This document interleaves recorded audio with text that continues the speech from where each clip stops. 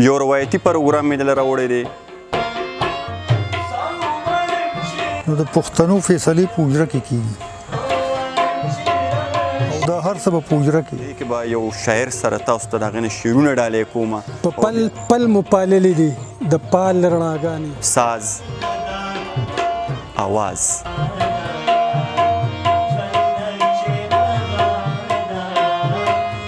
سلامونه خوږو صاحب، مانیروال یم. ایله لرم چې روغ جوړ خوشحاله به وي. یو کلتوري پروګرام سره درته راغلی یم. ایله لرم چې ستاسو خوښ شي. پروګرام را سره در اخیره پورې وګورئ. یو کوشش مو کړی دی د حجرې په نوم باندې مې یو نوی پروګرام شروع کړی دی، تابیا مې کړې ده چې په حجرې باندې به بوځم او د حجرې کې به د حجرې د مشرانو سره د حجرې په تاریخ باندې، د حجرې په اهمیت باندې خبرې کوو. بیا د هغه کلي چې د کم کلي حجره وي په هغې کې به یو شاعر سره تاسو ته د هغې نه شعرونه ډالۍ کومه، او بیا د هغه کلي په حجره کې چې کم خلک مزدوري وکړي، زمینداري وکړي، بیا راشي مشرانو سره کیني، د هغې نه د خوند رنګ خبرې واوري، او د هغې نه پس بیا رباب او منګې راوالي او ټنګ ټکور. نو د هغې نه به تا هغه هنرمندانو اوازونه به در باندې اورم چې هغوی په خپل کلي کې محدود دي، خو ډېر د کلاس وینا کوي، ډېر خوندور غزل وی. نو زما سره اوسئ. چېرته زه ما نننی پروګرام مې راوړی دی مانیری ته، په خپل کلي کې یم د جان بادر کاکاري په حجره کې یم. جان بادر مانیروال د هېڅ قسمه صفت محتاجه نه دی، د څه تعریف محتاجه نه دی. هغوی نه به درته شعرونه هم ډالۍ کوم، خو د جان بادر مانیروال صاحب نه به درته د حجرې په اهمیت باندې یو څو ګټورې خبرې مخې تږدم. د هغې نه پس را سره په پروګرام کې بیا کیسر مانیروال دی، سویل بادر مانیروال دی، هغوی نه به درته شعرونه ډالۍ کوم، او د هغې نه پس به بیا تاسو باندې ټنګ ټکور اورم. راځئ زما سره اوسئ.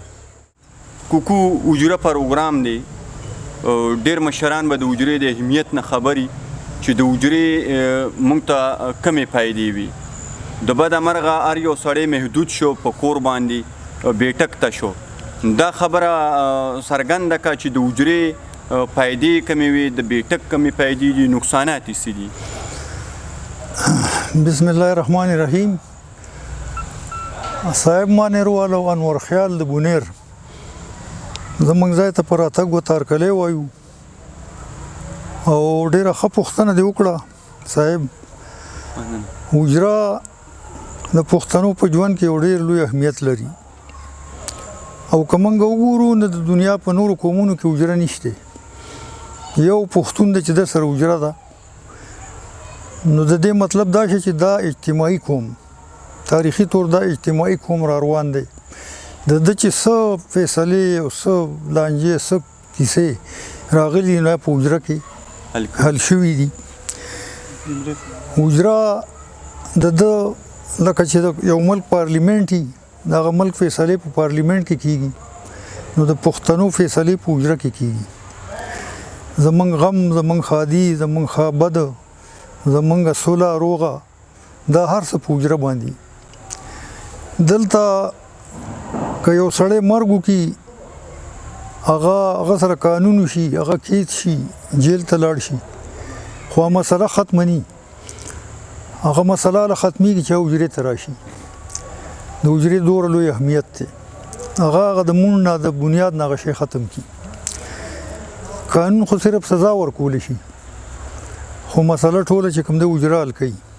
دغسې که زمونږ غم راشي نو هغه شریک خلک راجمع شي او په شریکه باندې هغه غم یې سره درې ورځې شریک کړي، هغه غم یې غلط کړي او سره چې کوم دی نو هیلپ وکړي، منډه ترړه ورته ووایي.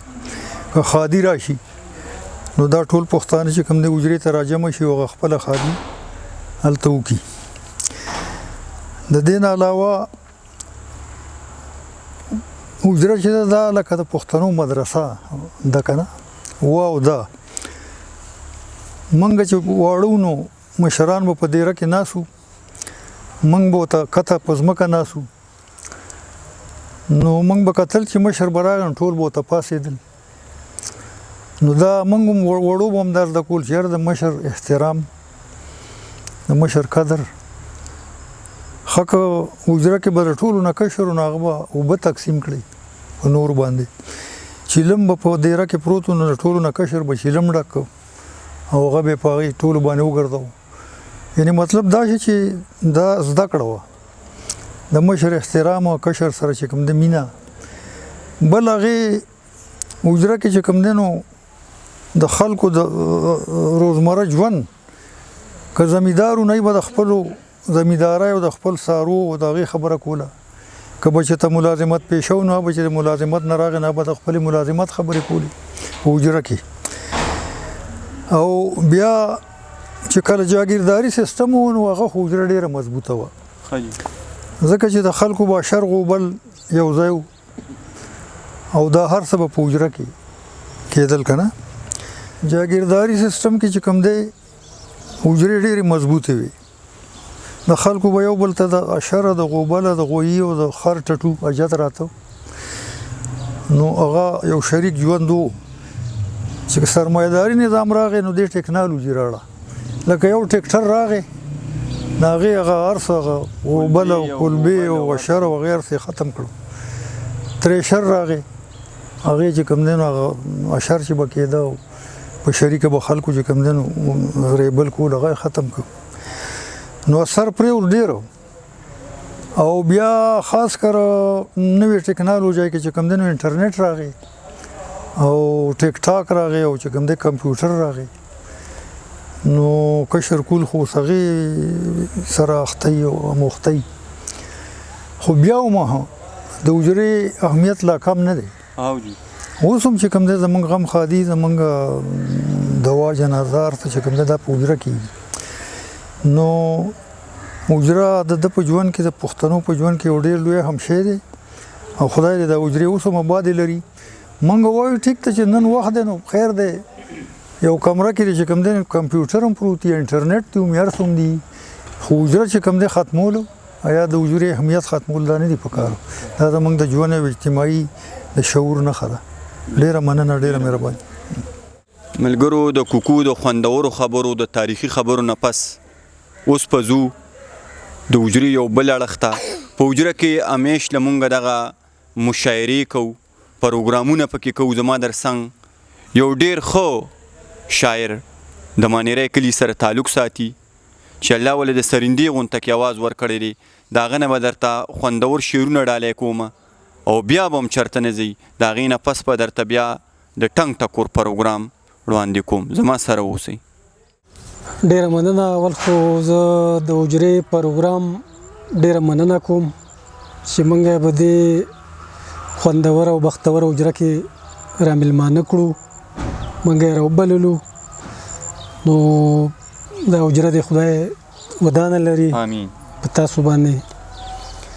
او بس شعرونه حجره خو ډېرې خبرې کېدی شي حجره خو هغه لاله شته نو بس زموږ خبرو ته حاجت نشته. زه به یو څو شعرونه چې بس امیدونه زموږ پیدا شي په دې مایوسه دور کې دا ترنم کې یو څو شعرونه چې ځان مکړې جانان مکړې منې کنا ځان مکړې جانان مکړې منې کنا سمرا یار ګران مکړې منې کنا زما هم کوي او نزه هم زما هم کوي او نزه هم یو دوکه حیران مکړې منې کنا